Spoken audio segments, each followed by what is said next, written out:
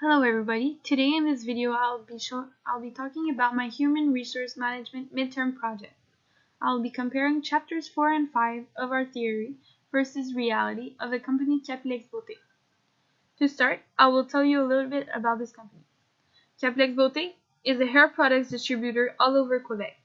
They have two headquarters, one in Quebec and one in Montreal.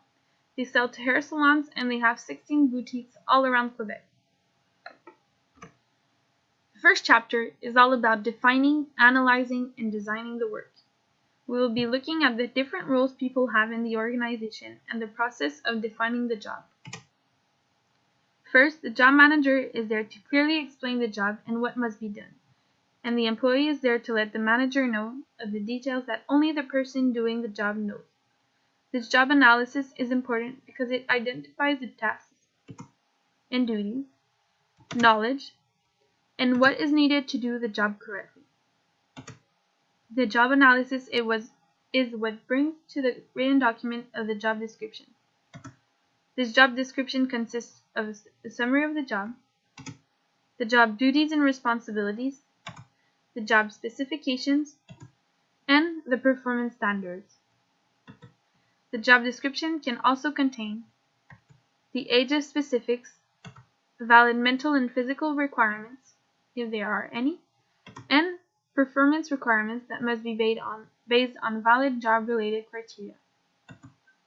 This information from the job description may be used for recruitment, selection, performance management, training and development, health and safety, and compensation. Next, we also need to design the job.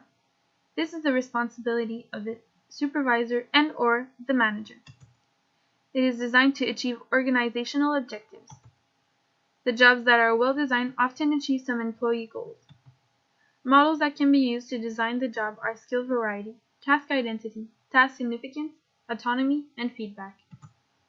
It is important to also let employees participate in job designing because it makes them participate in the company and feel useful. Managers are also asked to encourage their employees to participate and involve themselves. Next, the questions asked to a professional. First question is, do you do a job analysis for every job that you have inside your business?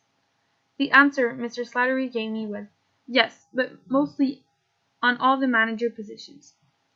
We can see the similarity because yes, a job analysis is done, but not on all the jobs like theory tells us to do.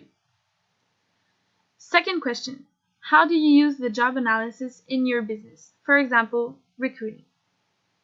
So they put the description of the tasks and they make sure that the person is qualified to do the job when recruiting. You can see that this is similar to theory because the job analysis is used to describe tasks, duties, etc.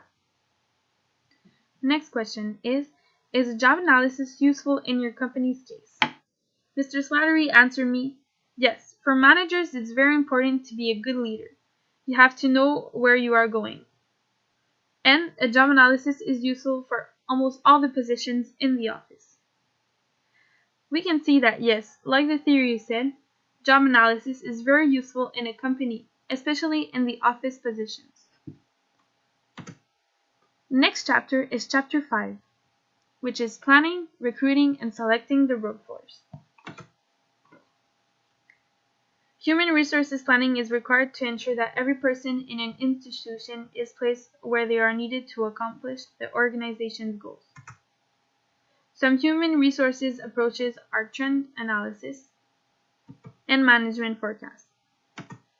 The results of the planning are accurate information about the supply and demand for employees.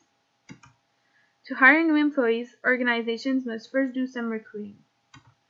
Recruiting is a process that consists of encouraging potential applicants to apply for jobs in the organization you are working for. Recruitment can be done outside, inside, or both of the organization. Some advantages of recruiting internally is that the employee already understands the organization, and it can be a reward to a hardworking, trustworthy employee. Some disadvantages of recruiting internally is that employees may not have the competencies for the new job, and the organization may need new perspective and ideas. Advantages of external recruiting would be that the new employee brings a variety of experiences to the company. Also, the person has skills that are required immediately in the company. Some disadvantages of external recruitment is that the person may be lacking knowledge for the industry and that they may have a lack of first-hand information about the on-the-job performance. Recruiting outside the organization can include methods such as internet, employment agencies, open houses, job fairs, and more. The next step when looking for employees is selection. This is the step where the human resources manager decides on who is the most suited candidate for the job. For that, interviews and tests can be done to measure the competencies of the future worker, if they will do the job properly. Information about the candidates can be found with resumes, interviews, employment tests, and reference checks. Some interviewing methods that can be done are one-on-one, panels, or group, by telephone, or over the internet. Some types of tests that can be done before selection are cognitive ability tests, emotional intelligence, etc. The questions asked to Mr. Slattery were, first of all, what are your processes for recruitment? Mr. Slattery answered me that the process they used was with Jobilico, which is an employment engine. This is part of the different methods of recruitment. First, the person wanting to be recruited sends a CV. Then, Chapilex analyzes the CV, and if interested, they call back for an interview. The first step, they call by telephone. Second interview is one-on-one. And thirdly, they usually decide with another interview if the person is chosen or not. We can see that they have different steps when recruiting. They have telephone, one-on-one. And those are different interviewing methods that they can do. Second question is, in your organization, you prefer to hire internally or externally?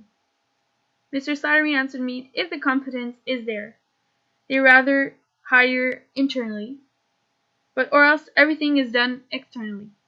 Just like the theory, the company hires internally and externally, and they look at the advantages and disadvantages before doing so. Third question, do you often make new recruits do tests before selection?